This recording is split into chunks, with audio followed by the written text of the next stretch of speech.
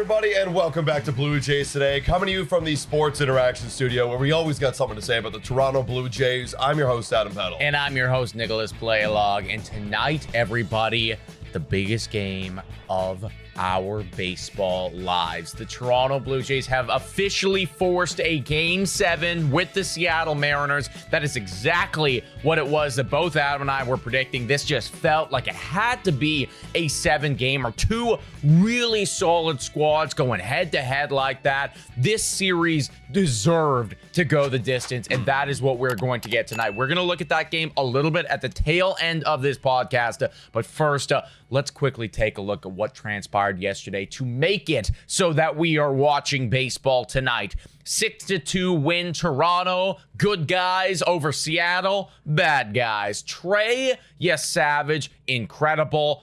Offense, incredible. Defense, working themselves out of a ton of jams. Absolutely. That's one thing I wanted to highlight into this one. They don't really have it right here. Oh, they do have it right here. Let's go. So the double play that happened with Cal Raleigh with one out in that third inning, look at the probability swing for the Seattle Mariners. They were up to nearing 50%. They were getting really close in that game when they were still down 2-0. That could have changed the entire outcome of the game. That could have knocked the Blue Jays out of the season. But that double play, great job by Vladimir Guerrero Jr. turning that, throwing it to Jimenez, and then back to Trey Yesavage. And then you had another moment with the bases loaded in the top of the fourth with J.P. Crawford up with one out. And then you had that go over to Isaiah Kiner-Falefa, back to Jimenez, and then back to Guerrero. What a big swing. Obviously, the offense was huge. Trey Yesavage, we're going to break that all down. But that needs to get some love because the game could have looked a lot different. I mean, we saw what happened in Seattle when we don't get out of a bases loaded jam with nobody out to one out.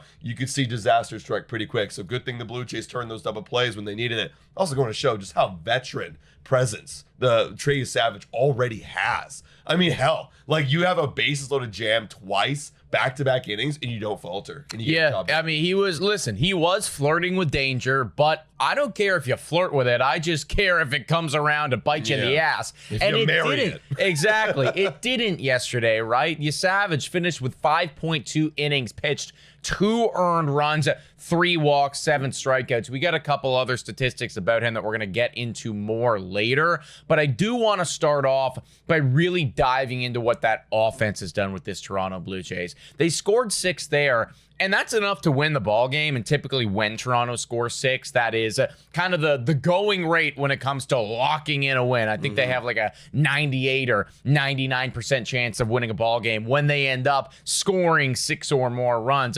But the crazy thing is that only scoring 6, it felt like we were leaving runs on the table because this team throughout the entirety of the postseason has been the best offense in baseball by a wide margin. Look at these numbers. Look at these numbers.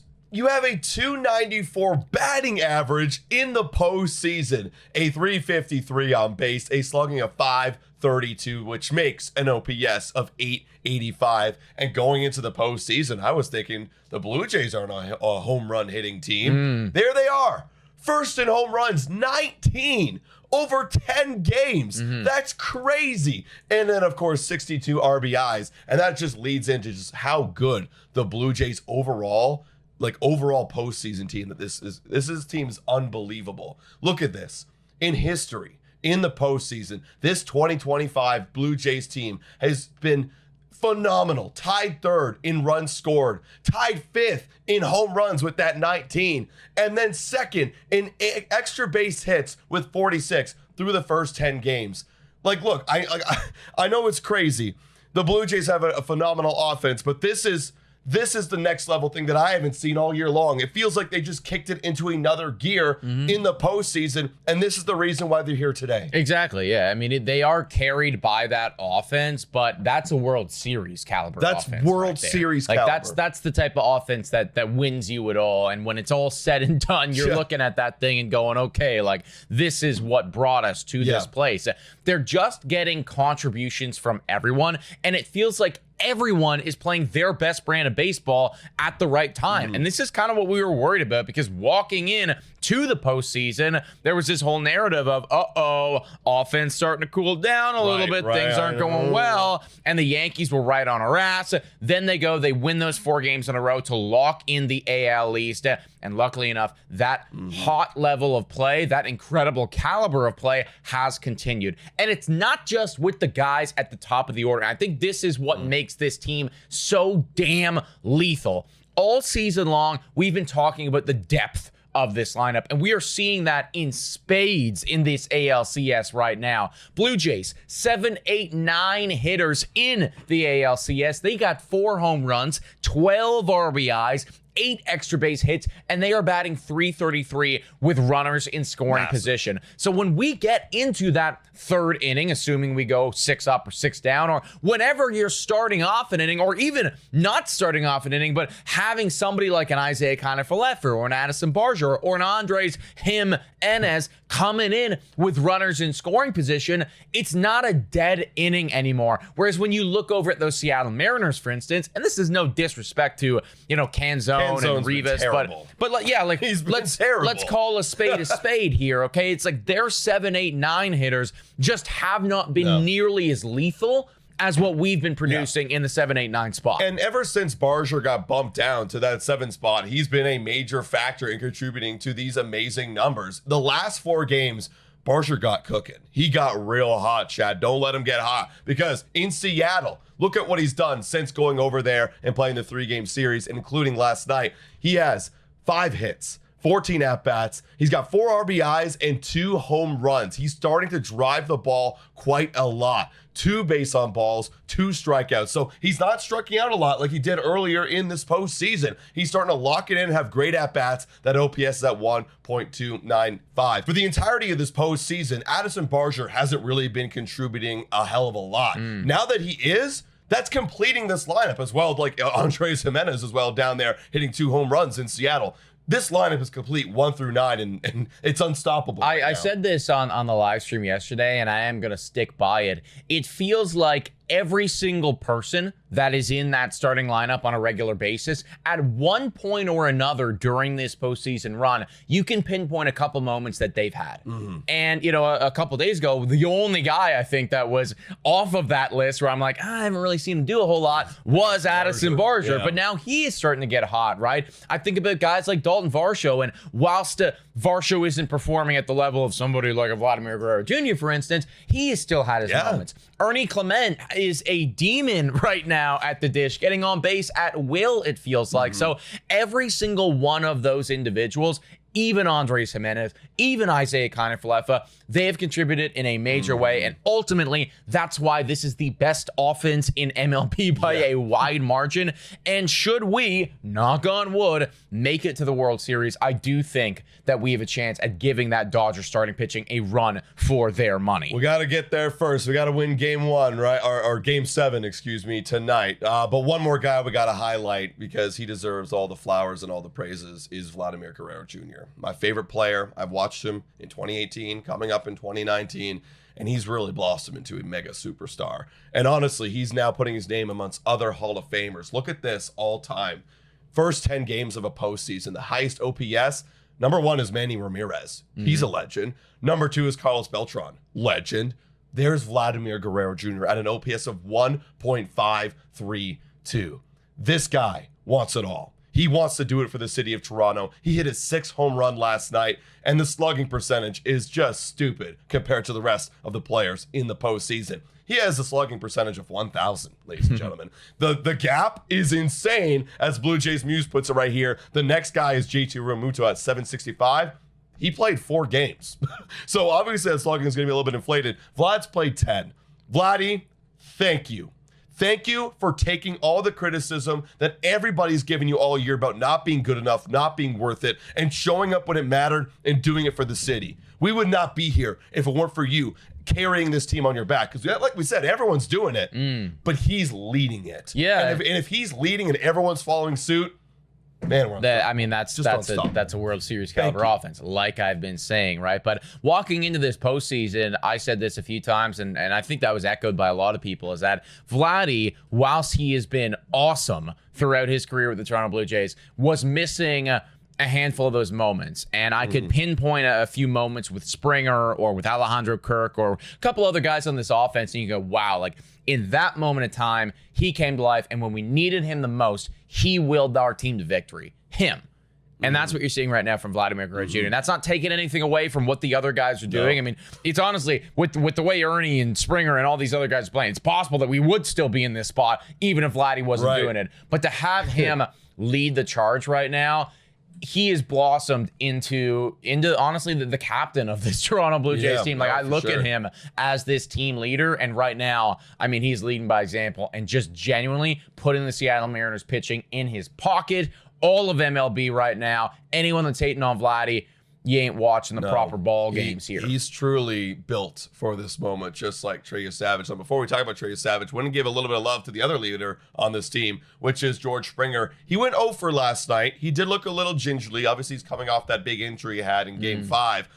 When asked after the Game 6 about how he felt on a scale of 1 to 10, he said that we're going to Game 7. Great, I'll be there. I'm good. So it feels like George Springer is going to be coming back in the lineup.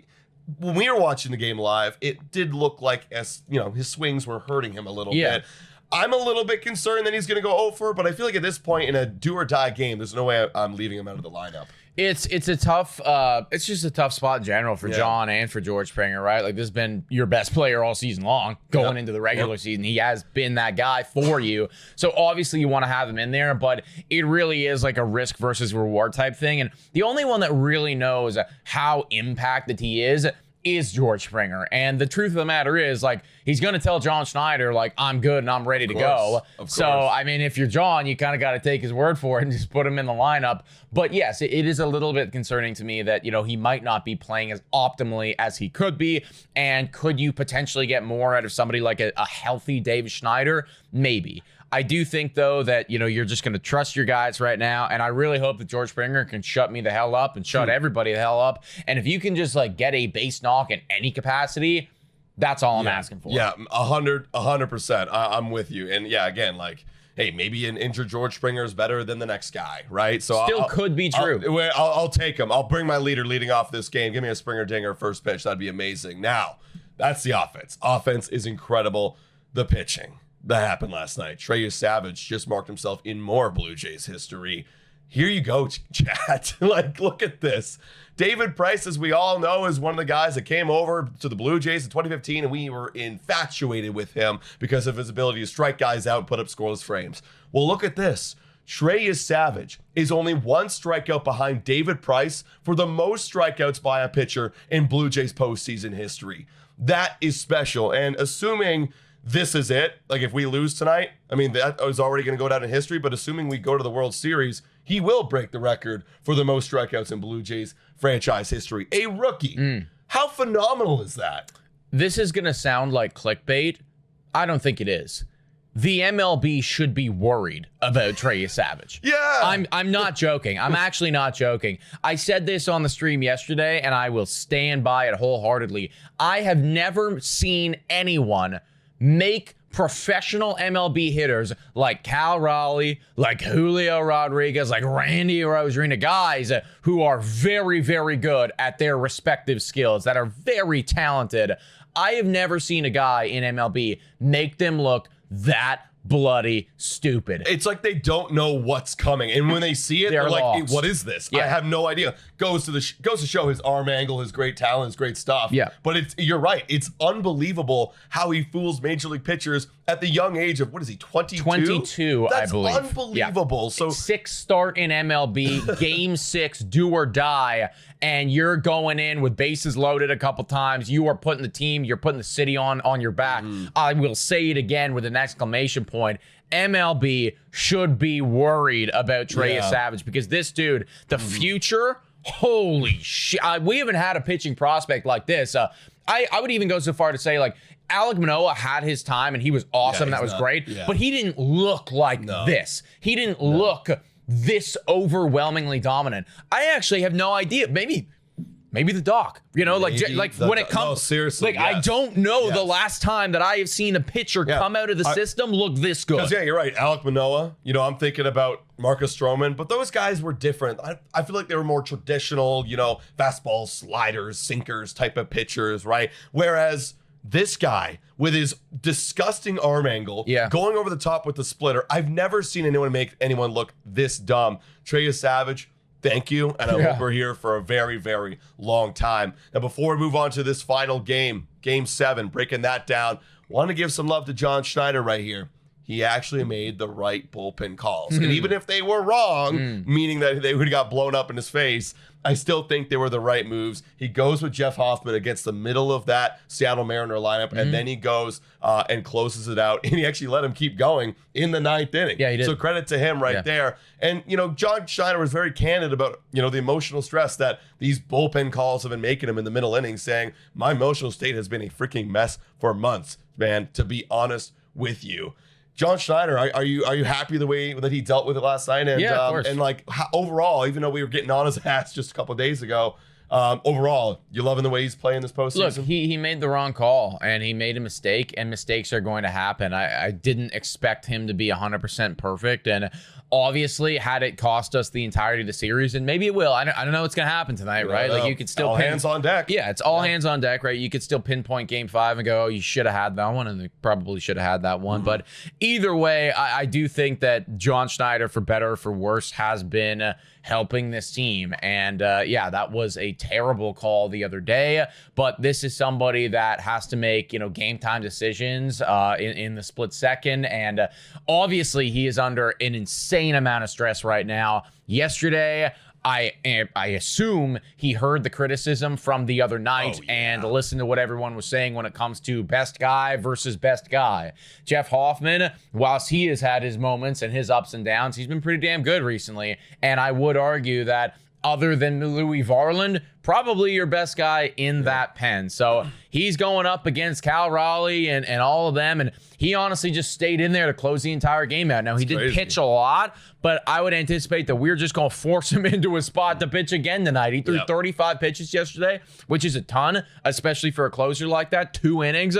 But it is an all-hands-on-deck thing tonight. So I don't think that anyone is ruled out today. The only guy that you're not going to see, assuredly, is Trey Yesavage, and probably Brendan Little, too. Other than that, though, every single other pitcher could touch the bump today. Kevin Gausman, Max Scherzer, you never know. Everyone is pitching tonight. And speaking of tonight, let's get to that breakdown. We're going to tease it right now because we're going to do our full breakdown later at 7:30 p.m. Eastern Standard Time. But you've got George Kirby, who the Blue Jays beat up last time out. 4 innings, 8 hits, 8 earned runs. They really got to him. That's when the Blue Jays, that's when I started to believe again. I'm like, oh, yes, finally. We can do this. Output. We can do it. We can score runs against some of the best because he is one of their best. And then Bieber was great in that game as well. He went 6 innings, only giving up 2 earned runs. Thoughts on Game 7? Who do you like winning it? I like the Toronto Blue Jays. And I said this after we lost Game 5.